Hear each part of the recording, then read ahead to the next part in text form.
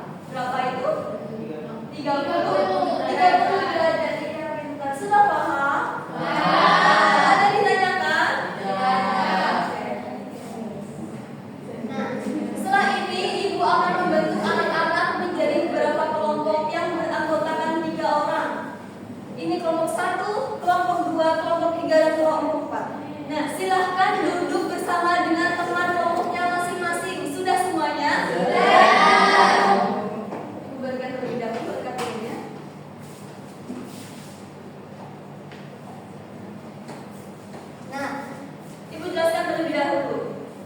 Diperhatikan ya. Di lembar pertama nanti kalian akan menuliskan nama kelompok beserta anggotanya. Kemudian di lembar kedua ada petunjuk kegiatan dan tujuan pembelajaran. Di sini kalian bisa membacanya bersama dengan teman kelompoknya masing-masing. Kemudian di lembar ketiga ada informasi pendukung dan kegiatan satu. Nah, di sini anak-anak akan disuruh untuk mencocokkan dengan garis gambar sudut yang ada di bawah ini sesuai dengan nama sudutnya yang sesuai dengan gambar yang ada di sampingnya. Kemudian di kegiatan 2, kalian nanti akan disuruh untuk menuliskan ciri-ciri dari setiap sudut yang ada di bawah ini. Bisa dipahami? Bisa. Nanti jawabannya ditulis di sampingnya sini. Oke? Kemudian di lembar terakhir di kegiatan 3 nanti anak-anak disuruh untuk mengukur setiap sudut yang ada di bawah ini dengan menggunakan penggaris busur derajat yang sudah kalian bawa. Jawabannya ditaruh di sampingnya. Bisa dipahami? Bisa. Ada yang ditanyakan? Tidak. Silahkan dikerjakan dengan teman kelompoknya masing-masing. Jangan ada yang mencontek ke kelompok yang lain. Sudah besar, sudah kelas 5, jadi belajar untuk bersikap jujur. Bisa dipahami? Bisa. Jika ada yang dibingungkan silahkan ditanyakan. Silahkan dikerjakan.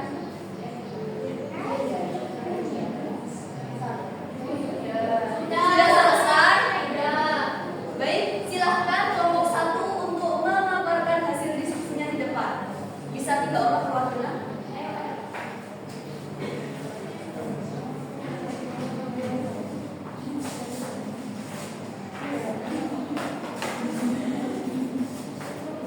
Ayo yang lain diperhatikan. Halo.